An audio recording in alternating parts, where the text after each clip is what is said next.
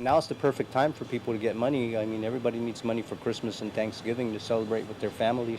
Agana Heights resident Chris Guerrero was ecstatic to hear that the $235 million in tax refunds bonds were sold on Wall Street today. In this tough economy, Guerrero says his $700 tax refund will come in handy. Despite skepticism from some in the legislature, how was the administration able to pull this off? So we had a game plan, we stuck to it. We understood that there needed to be certain accommodations because of the legislative process, but we still stuck to the game plan.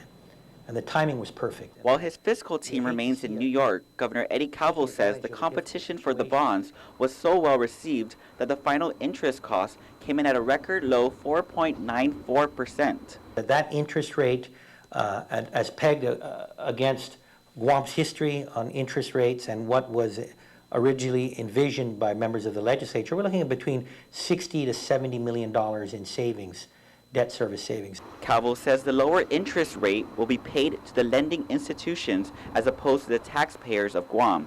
And although his original plan was to put one upfront bond indenture at a 100% of the appraised value of Guam real estate, Calvo will now move forward with a second series of bonds to pay for the remaining tax refunds. We are now hopeful that based on the provisions of the law, that we could move forward in getting the Deficit Elimination Commission together, looking at the issues that are current in regards to the mandates of that legislation, so that we can move forward in a Series B bond to pay for those obligations that were originally intended in the legislation that we had presented to the legislature. He adds some changes will need to be made to the legislation. He's optimistic, though, that the second series will do just as well as today's.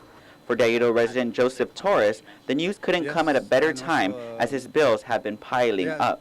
Especially with how much they pull out from our paychecks every payroll, and yeah, I'm struggling. And then not to get our tax refunds right away, it's kind of it's very irritating and it makes people angry. I would really like to get the stress off. Reporting for Guam's News Network, I'm Ken Quintanilla.